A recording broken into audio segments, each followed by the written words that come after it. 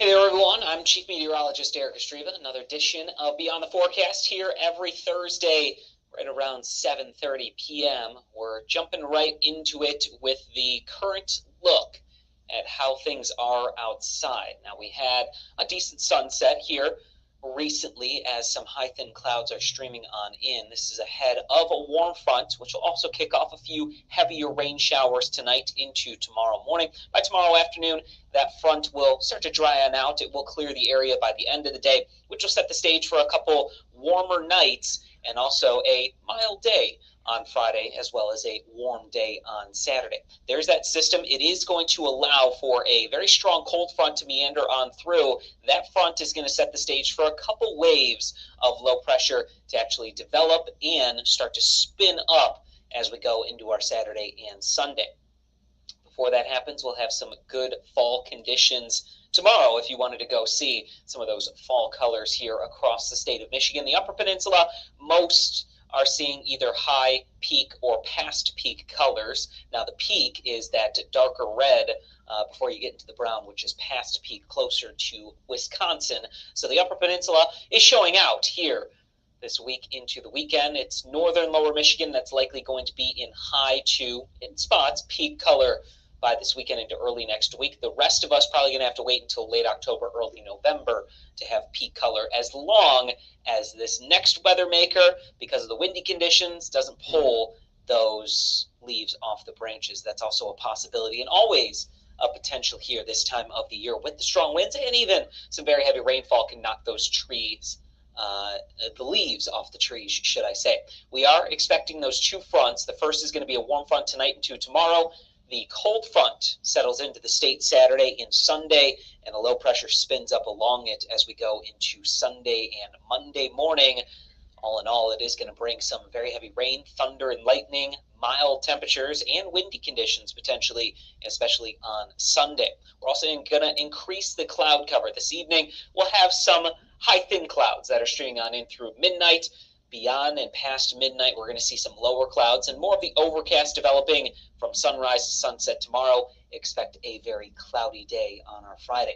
Warm front kicks through. It will be off to our east by the evening, and we'll see the rain showers going along with it. We are expecting cloudy skies to even continue Friday night into Saturday morning. By Saturday morning, a couple showers, thunder showers, potentially ongoing in our far northern communities. That will start to settle south as we go throughout the day. That front has a couple waves that are going to translate along it, and that's going to bring us heavier showers and thunderstorms throughout the day into the afternoon and evening on our Saturday, and even into Sunday morning. Then that low starts to catch up to that front, and it'll start to grow, develop, and potentially bring some very strong winds and quite a bit of rainfall as we go towards the end of the weekend.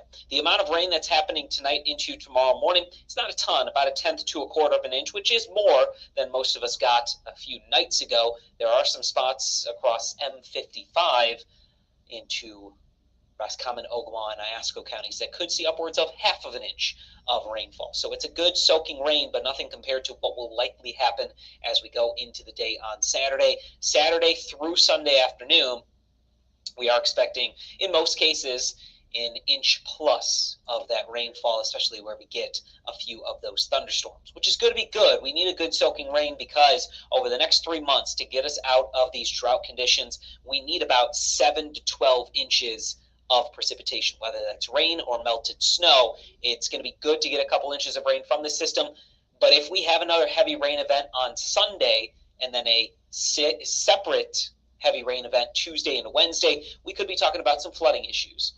Now, it's too early to tell how much rain will come through Friday through Sunday night, but if it's 3-4 inches of rain on top of the drought-stricken area, on top of the dry ground, that dry ground doesn't soak up that rainfall all that well, so we may be talking about some flooding concerns at that point in time. Something we're watching for, along with these stronger winds that could potentially come through with that system spinning up on Sunday. Current conditions, we've got those high thin clouds that are streaming on in. Temperatures squarely in the 50s. When it comes to our thunderstorm potential on Saturday, just a general thunderstorm risk. There is a marginal risk of severe weather down to our south into Indiana and Ohio. Temperatures tonight, low to mid 40s across most locations. we will see mid-60s for our highs tomorrow. Also happening tonight from 8 p.m. to 11 p.m., we could see on the horizon, so it's not going to be overhead, but on the horizon, you'll have to look north and make sure you're not having any trees blocking the horizon. There is the potential of seeing some color in the sky because of the aurora borealis, but those clouds, of course, as we get deeper into the night, could impact our view. So I would say 8 p.m. to 11 p.m. if you wanted to try to see the aurora borealis, the opportunity is there. It's a moderate storm, so it may not make it all the way south into our area. It may be more locked up into Canada, but it's something that is still the potential out there. Holiday countdown, we're only 15 days away from Halloween, then our clocks fall back not too far after the October 31st holiday. That happens on November 2nd, so we are going to see earlier sunsets and also earlier sunrises. I don't know if you guys are a fan of it. I'm particularly not. I would rather keep things how they are and have later sunrises and later sunsets, but we'll see if that changes in the foreseeable future. Thanksgiving, 42 days away. Christmas, 70 days away. And New Year's Eve, the last day of 2025, is 76 days away. We are expecting a very active 7-day forecast. The only day that's really dry and sunny is on Monday, right there at 60 degrees, which is seasonable for this time of the year. Once we get into the 70s on our Saturday, that's going to be well above average. Otherwise, we are going to stay right around seasonable, if not just below seasonable with those temperatures.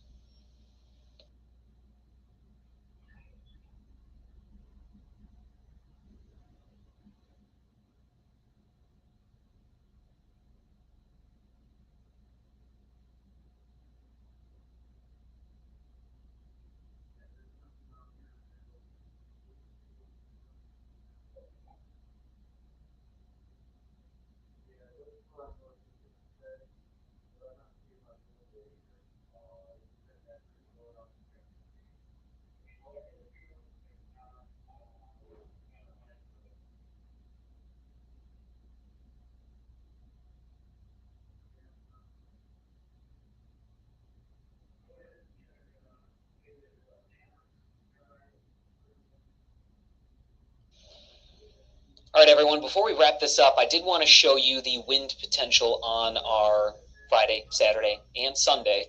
So we're going to show you the European model when it comes to our wind potential. You can see going into Friday, we could have some gusts upwards of 20 to 25 miles per hour in most situations. The same thing will happen as well into our Saturday. Some gusts may be upwards of 30 miles per hour, but it looks like another day where we'll have some gusts 20 to 25 miles per hour. And then as we see that system spinning up out there on our Sunday, we could have some gusts 40 to 45 miles per hour depending on where that low actually settles into. Behind it, it will be quieter on our Monday, and then we'll potentially have even more of those stronger winds between 30 to 40 miles per hour potentially as we go into our Tuesday, and the same thing, pretty breezy day on our Wednesdays. So very strong winds are on the way. I would say that Sunday is going to have the best potential of stronger winds, but it does look like that corridor, that avenue of stronger gusts looks to stay into Canada. If this model ends up being correct, yesterday that model had it right overhead and we had some 50 to 60 mile per hour winds. Does look to be changing. So as we get into the weekend, just stay tuned. We may have some wind advisories in a few locations, maybe even area wide, depending on where that low actually ends up setting up. That's going to wrap it up for us. If you guys ever have any questions, comments, concerns, you are more than welcome to leave it in the comments section below, and we'll answer it here right away. If not, we'll let you get back to your Thursday evening plans. If you're just relaxing, maybe about to have dinner, or you already had dinner, and you're kind of settling down for the evening. Hopefully it's an enjoyable one, and you all have a safe and fun weekend ahead.